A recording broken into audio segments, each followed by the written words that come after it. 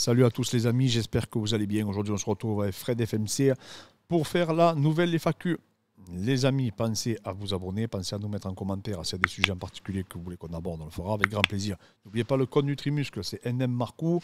Vous l'avez du coup dans la description si vous voulez être aussi balèze que Fred. On a eu pas mal de questions Fred et on va commencer directement par la première. C'est Jess qui nous dit « Une séance adaptée, entre parenthèses, cause fatigue, crée-t-elle quand même une surcompensation ?» Alors c'est difficile à répondre parce que ça va dépendre de l'intensité, ça va dépendre du volume que tu as effectué, de la complexité même en réalité. Et si tu as été très fatigué et qu'effectivement tu as joué sur ces trois leviers, ben, ça risque d'être problématique pour créer des phénomènes compensatoires et adaptatifs. Ouais, en plus, avec la fatigue, ça dépend comment il a adapté sa séance, il y a tellement de facteurs différents. Là, c'est difficile de répondre vraiment. Surtout que adapter ses séances, alors pour le spécifique, des fois c'est un peu plus facile, dans le sens où tu vas peut-être travailler plus sur l'aspect technique, travailler des thèmes et tout, mais c'est vrai que quand tu réalises de la préparation physique, Pas beaucoup de leviers. Les leviers sont plus faibles, alors après tu peux faire pourquoi pas un petit travail d'isolation, tu vois. Ça peut être pertinent, mais effectivement, c'est sûr que Ce sera peut-être pas aussi rentable qu'une séance bien reposée, bien... Ah ben de toute façon, c'est clairement que ça ne sera pas aussi rentable, et surtout, voilà, il ne faut pas qu'elle soit contre-productive. Et c'est vrai que la limite, parfois, malheureusement... Ouais, de fois être trop tiré sur le système nerveux, sur les articulations, ça peut être contre-productif. Voilà, donc ça dépend toujours voilà, de ce que tu vas effectuer, comment tu vas l'organiser. Mais moi, ce que je recommande aux gens, c'est travailler sur un mouvement d'isolation et essayer du coup d'en tirer le maximum de bénéfices pour mettre le moins de contraintes mécaniques. Tom Rome qui nous dit « Comment commencer la boxe sans être inscrit en club, pardon. » Ben alors déjà, ça dépend du matériel que tu as. Ce qui peut être pas mal, c'est acheter un sac. Et comme alors aujourd'hui, maintenant, avec YouTube, c'est beaucoup plus facile que par rapport à avant. Même avec du shadow, avec maintenant, il y a plein de DVD aussi maintenant. Il y a plein de DVD sur la boxe, sur les combinaisons. En regardant beaucoup de combats des meilleurs, des Mayweather, des Canelo, en s'inspirant des meilleurs, en essayant de les imiter. Après, bien sûr, ça ne remplace pas l'œil d'un prof, l'œil d'un œil externe. Déjà de te filmer, de travailler des combinaisons au sac, maintenant on le voit, il y a plusieurs chaînes internet qui proposent ça, donc du contenu pédagogique, et du coup tu peux travailler ta technique, travailler tes combinaisons, voilà. Faut pas faire du sac comme un fou. Voilà, parce que souvent tu vas avoir des mecs qui vont faire du sac pour se défouler, ça c'est louable, pour les calories. Mais si tu veux progresser, c'est sûr que c'est pas la meilleure chose à faire, quoi. Il faut vraiment que tu essayes de garder une ligne de conduite, et surtout un schéma qui va t'apporter cette notion de progressivité, quoi. Ouais, avoir un vrai process. Voilà, c'est un process, c'est ce qu'on dit toujours. De toute façon, il faut tout marquer selon nous et avoir un véritable feedback. C'est ça pour moi qui est primordial. Iliès88, veux-tu développer un réseau de salles ou même ouvrir d'autres? Gros respect, merci beaucoup. Fred, je te laisse répondre. Est-ce qu'on va ouvrir plusieurs salles dans le monde? Dans le monde entier. Une franchise. Comme McDo. Voilà. On va les concurrencer. Ça. Ah, ça n'arrivera jamais. Même une deuxième salle, ça n'arrivera pas. On n'a pas l'énergie pour ça. On ne veut pas mettre notre énergie dans ça. En fait. On veut le mettre dans d'autres choses, mais pas dans l'ouverture d'une salle. Ouais, c'est des soucis, les amis. Aujourd'hui, la salle, c'est un laboratoire. On peut tester nos protocoles d'entraînement, notre méthode, notre vision. On a nos outils, que vous avez vu, qui sont très particuliers. Et voilà. Et après, ouvrir une salle, c'est plus le même métier. Ça devient du management, ça devient du recrutement, trouver des ressources humaines. Et c'est plus du coaching, et nous, c'est pas ce qui nous intéresse. Et les gens viennent souvent pour nous. Donc est-ce que si on ouvre une salle à Paris, est-ce que vous allez venir si on n'y est pas? Parce qu'il y a beaucoup de gens qui viennent nous rencontrer, qui viennent pour notre vision aussi, tu vois. Oui, bien sûr. Donc, très peu de chances que ça se fasse. Non, enfin, en tout cas, nous, on n'est pas du tout emballés à l'idée de monter d'autres structures. En plus, on est bien ici, il n'y a pas besoin de chercher, trouver des locaux et tout. Ça n'a jamais été notre envie. Non, même on n'y a jamais songé. Moi, j'ai songé il y a des années en arrière, mais après, du coup... Mais c'est vrai que c'est une question qui revient régulièrement. Vraiment, souvent, vous nous questionnez sur ce sujet-là pour savoir si on va monter des structures. On préfère se focaliser d'un coup sur la formation qu'on va donner et les vidéos, etc., partager avec le plus grand nombre. Ça nous fait kiffer. Donc aujourd'hui, on fait vraiment ce qu'on a envie, quoi. Ça nous prend tellement de temps déjà. Morvan Legac qui nous dit Faudrait-il créer une catégorie super heavyweight quand on voit le delta chez les heavyweights? Qu'est-ce que t'en penses, toi? Bah, au niveau de la prévention des blessures et pour la sécurité des athlètes, oui. Le problème, c'est que déjà, ils ont déjà du mal à fournir beaucoup de monde dans la catégorie heavyweight. Donc, si tu fais une catégorie super heavyweight, bah, tu vas te retrouver avec trois personnes. Attention, tu le vois. Hein. Déjà, ils ont du mal. C'est comme si tu fais une catégorie super flyweight. Déjà qu'il n'y a personne en flyweight. Si en plus tu fais une autre catégorie, ils ont failli supprimer la catégorie flyweight. Bah, c'est pareil pour les heavyweight. Tu peux pas mettre. Enfin, je vois ce qu'il veut dire, mais le problème, c'est que tu te retrouves avec une catégorie avec trois prétendants dans le monde. Enfin, il n'y a pas énormément de monde sur la planète qui font plus de 120 kilos, athlétiques, qui aiment les sports de combat à haut niveau. Tu vas te retrouver avec très peu de personnes. Ouais, alors il y a des super fights. Hein. En Pologne, dans les pays de l'Est, il y a pas mal de combattants qui sont plus lourds que ça. Mais voilà, c'est pauvre techniquement, c'est pas top, quoi. Donc effectivement, c'est sûr qu'il n'y aura pas beaucoup de prétendants. Déjà que c'est difficile en heavyweight, comme tu dis, c'est assez compliqué. Maintenant, je peux comprendre parce que, en fait, souvent il y a un delta, mais dans les moins de 120 kilos même. C'est-à-dire que tu as des mecs qui font 105 kilos, l'autre il va faire. C'est plus pour ça. On se rappelle de Miocic contre Ngannou. Il y avait énormément de poids d'écart. C'était limite même dangereux pour la santé même. Ben oui, on l'a vu. Hein. Quand Francis il a se prolé dessus, Miocic directement, il ne pouvait rien faire. Quoi. Il y avait trop de différences de puissance. Poids, ouais. Donc voilà. Si tu sépares la catégorie en deux, alors, avec personne. T'es mort. Mais je sais qu'ils en avaient parlé, hein, de faire les moins de 100 par exemple, tu vois. Ouais. Donc ça faisait moins de 93 et moins de 100. Après, mais bon, déjà que 93, c'est pas fourni non plus. Ouais, c'est pas une catégorie où il y a énormément de monde, non. Après, là où c'est dommage, c'est pour les gens qui font plus de 150 kilos, par exemple, qui ne pourront jamais cutter. Je pense par exemple à Bombardier, qui était venu ici, lutteur sénégalais, et bah lui qui fait 160 kilos, et qui est combat en MMA d'ailleurs. Ouais, bien sûr. Et bah lui, il ne pourra jamais, même si, bon, il n'est pas le niveau pour l'UFC, mais même si demain il avait le niveau pour l'UFC et qu'il aurait voulu, il n'aurait pas pu, que tes 40 kilos. C'est impossible. Une question très intéressante, vraiment. On en parlait en off. Sami Zeroulou qui nous dit Nassourdine a moins de 77, Abdoul est limite plus lourd que lui. Alors, elle est très intéressante ta question parce que moi c'est mon point de vue. C'est que moi pour moi Nassour doit descendre. Après avoir vu le combat là, pour moi Nassour doit descendre. Alors ça s'engage que moi. Parce que je trouve qu'il a plus son mot à dire selon moi contre un Léon Edwards que contre un Adesanya par exemple. Tu vois. Ouais. Vu son gabarit, vu sa vitesse, ses déplacements, son allonge, je pense qu'il aurait plus de facilité en affrontant Léon Edwards, j'en suis convaincu, qu'en affrontant Adesanya. Bah moi, je pensais qu'il cutait beaucoup plus que ça, tu vois. Je savais qu'il cutait pas beaucoup, mais je ne m'attendais pas du tout qu'il allait faire 88 kilos. Quoi. Je ne pensais pas qu'il avait que 4 kilos. Tu vois. Et il faut savoir qu'Abdoul est déjà monté à plus de 88 kilos. Hein. Oui. Pas actuellement, mais il a déjà fait plus de 88. Il faut le savoir, ça. Et du coup... moi, je trouve quand même qu'il y avait un déficit par rapport à ce qui se fait dans le top de la catégorie. Je pense qu'il a un réel déficit de puissance par rapport aux autres. Ouais, je pense. Oui, tous les témoignages disent qu'il tape fort. Oui, tous les témoignages disent qu'il a de la force. Mais le problème, c'est que quand tu arrives dans le top mondial, tous les mecs ont de la force. Tous les mecs tapent fort. Je pense à Vettori, je pense à Paulo Costa, je pense à Pereira, je pense à Derek Bronson, je pense à Cannonier. Tous ces mecs, c'est des forces de la nature. C'est pas vrai. C'était plus le mec fort de la salle. Là, tu as tout le monde. Et moi, je pense que Nassourdine, aujourd'hui, il est trop léger par rapport à eux.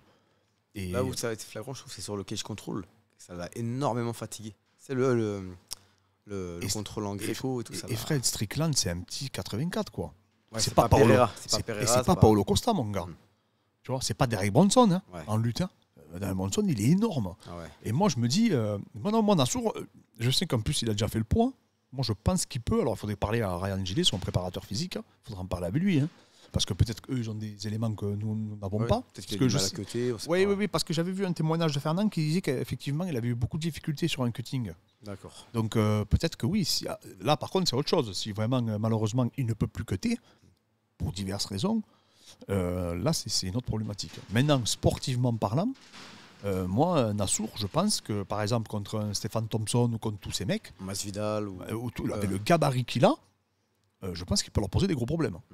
Tu vois, parce qu'il aurait, je pense, la puissance nécessaire pour vraiment se faire respecter.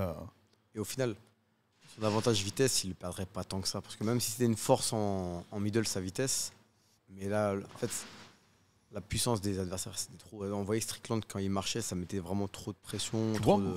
moi, je pense qu'il pourrait vraiment mettre mal Mohamed Bellal, par exemple. Ouais.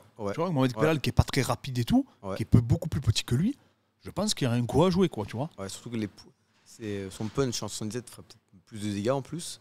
Comme quand il est affronté au Ares, le premier combattant qu'il a affronté. Oui, je ne me rappelle plus de son nom, mais il avait déconnecté. Meunier, je crois. Ouais. Défiguré. Et c'était en 77, il me semble. Ouais, je pense. Et on voyait que ça faisait beaucoup de dégâts. Alors que là, on voyait quand même il y avait un déficit, hein. Même si l'autre était plus lourd. Jean disait était plus lourd, mais il était plus lourd, mais il n'était pas non plus énorme, hein, Strickland. Ouais. Franchement, c'est pas, je te dis, c'est pas Paulo Costa, c'est pas Vettori, quoi. Vettori, Paulo Costa sont réputés pour vraiment être très très lourds, surtout dans la cage. Et tu vois, je me suis repassé du coup le combat Paulo Costa Vettori, tu sais, un petit round pour voir. Et ils sont énormes, quoi. Et les impacts, attends, là, tu vas à la bagarre avec eux, ça peut devenir très compliqué. Donc je pense que oui, moi je pense qu'il a un coup à jouer. Hein. Alors attention, hein, il a quand même montré des très bonnes qualités contre un top 7 mondial. Donc c'est qu'il a le niveau pour aller concourir. Maintenant, entre pouvoir évoluer et pouvoir les battre et les mettre en difficulté, malheureusement, des fois, il y a une marche. Pas grand-chose, mais cette marche, elle est dure à gravir des fois. Alors qu'à 77, je pense que vraiment, je le vois mettre beaucoup de combattants en très grosse difficulté. Donc, par exemple, Belal Mohamed, qui est classé dans le top 5. Bien sûr. Moi, je vois, tu vois, je pense que sincèrement, il a son mot à dire dans cette catégorie-là. Ouais. Tu vois, les Chiesa et tout, je pense que Nassourdine peut vraiment les bouger, quoi. Ouais. Alors que là, maintenant, tu vois, que ça soit. Canonnière, tous les mecs qui sont un peu devant, là. Même, je te dis franchement, même Kevin Gastelum, ça dépend comment il va arriver. J'ai peur.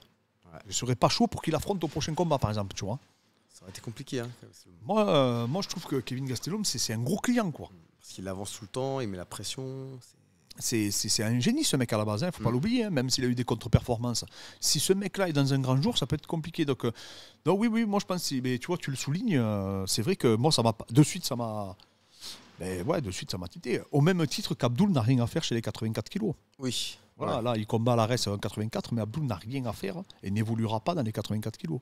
Il peut faire des one-shots, il peut avoir une opportunité, effectivement, de signer à l'UFC à 84, mais après, l'objectif, ce sera de le faire descendre. Il peut, sur un combat, battre, on va dire, des gros noms sur un combat, mais évoluer dans cette catégorie-là et avoir le titre et, à long terme, gagner beaucoup de combats d'affilée. C'est compliqué parce qu'après, au bout d'un moment, comme je dis, tu as un déficit quand même de puissance et physique et de poids, hein, tout simplement. Hein. Et au niveau, c'est des détails, c'est des pourcentages qui font la différence.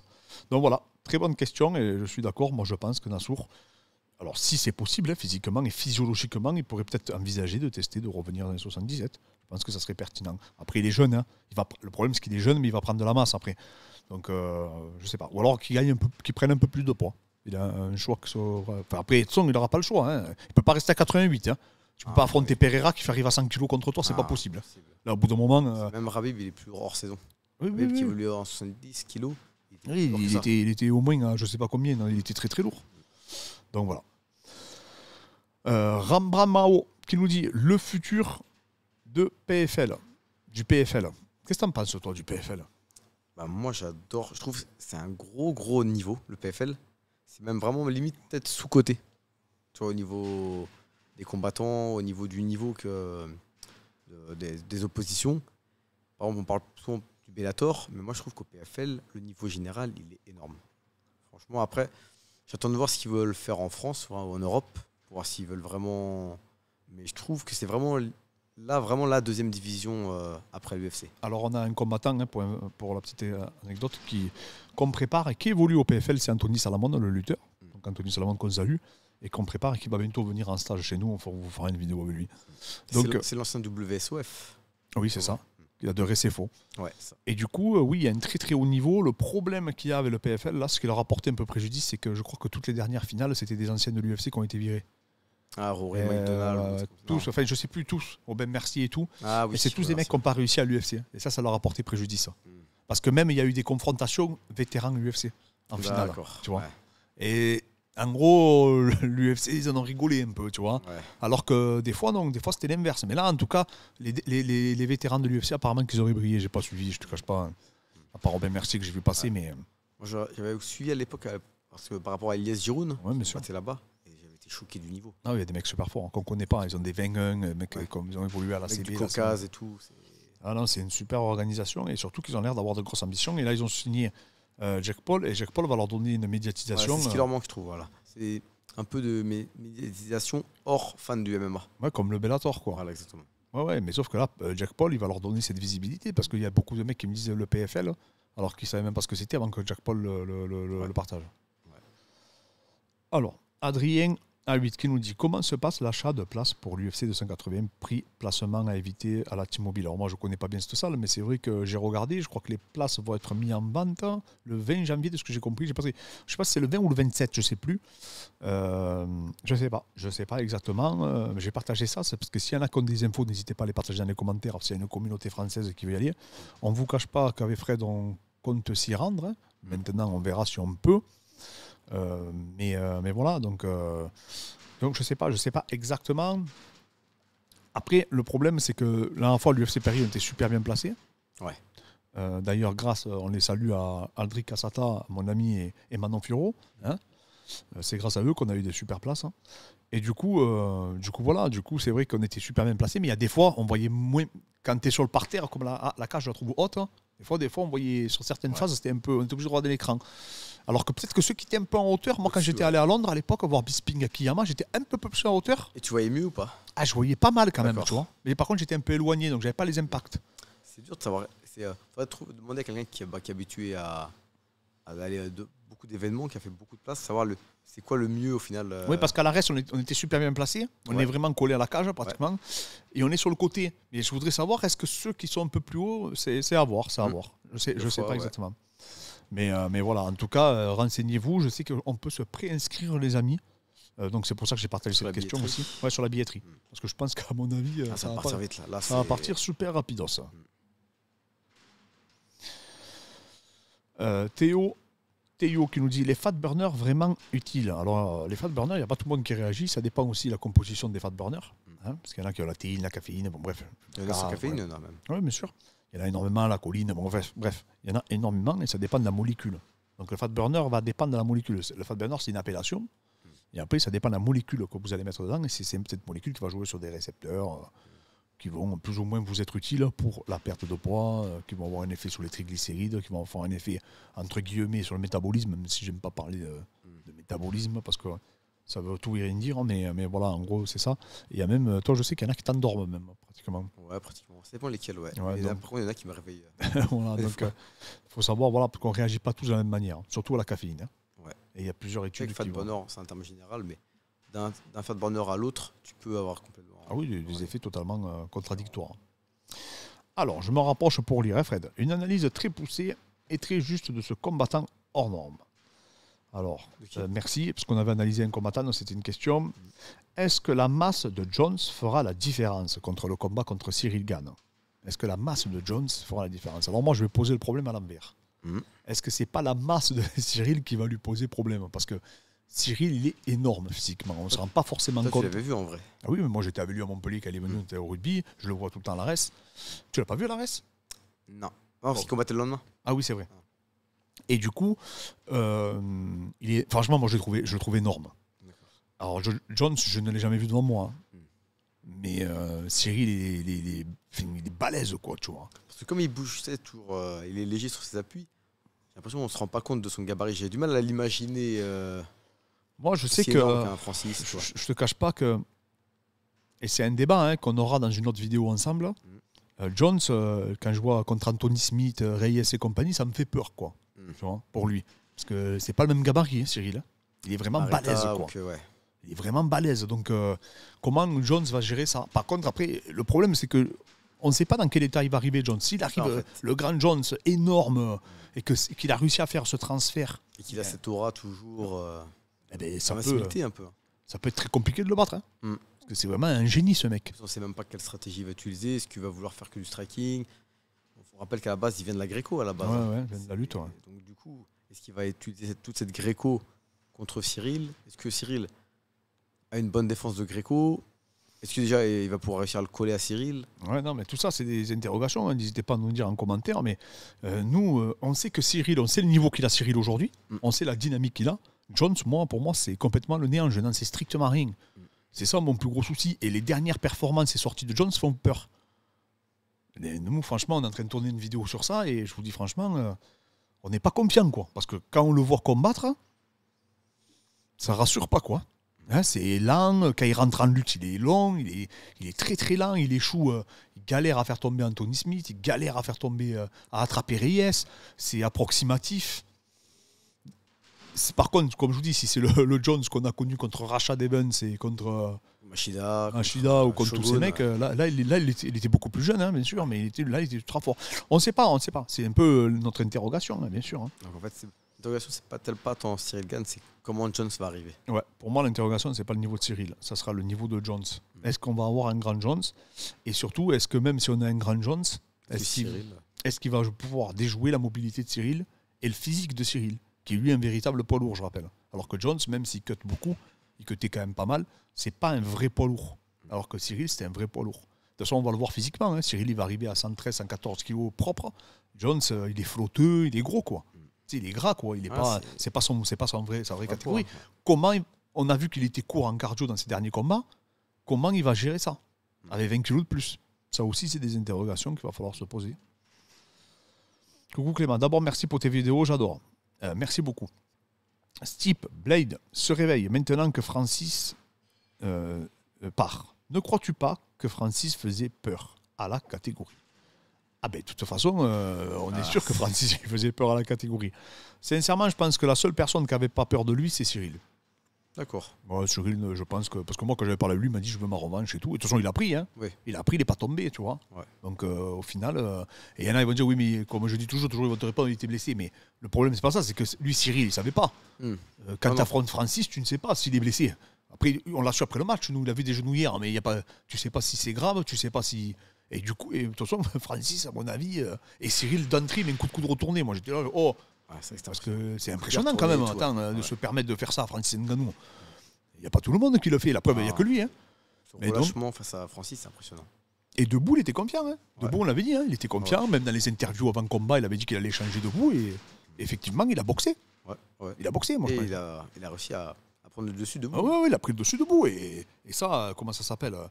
Et d'ailleurs, c'est d'autant plus impressionnant pour Francis qui a réussi à de suite changer de stratégie en plein combat. Quoi. Ça, c'est ouf. Hein. Parce que quand tu perds les deux premiers rounds et que tu te dis, je vais perdre mon combat, ben, tu te dis... c'était en pleine négociation de contrat et tout. C'est incroyable. Mais voilà, Cyril, moi je pense que c'est le seul. Et après, je suis d'accord avec vous. Je pense que tous les autres, effectivement... Bon, aussi, je pense qu'il ne voulait pas le reprendre. Avec ce qu'il a pris. Avec ce qu'il a pris au dernier combat, non. Curtis Blade, les gars, il a perdu 2 fois. Hein, c'est compliqué. Et voilà, donc le seul qui, pour moi, voulait le prendre sûr à 100%, c'était Cyril. Même Jones, je suis même pas sûr que Jones voulait le prendre. Jones aussi, hein. Peut-être qu'il ne voulait pas le prendre non plus. Hein. Mais bon, là, en tout cas, Jones, il a dit que lui, d'après Dana White, il a dit que lui était d'accord. Et que c'est Francis qui ne s'est pas mis d'accord. Et par contre, ça va quand même, c'est en adéquation avec ce que dit les déclarations du coach de Francis, qui a dit qu'effectivement, il devait affronter Jones.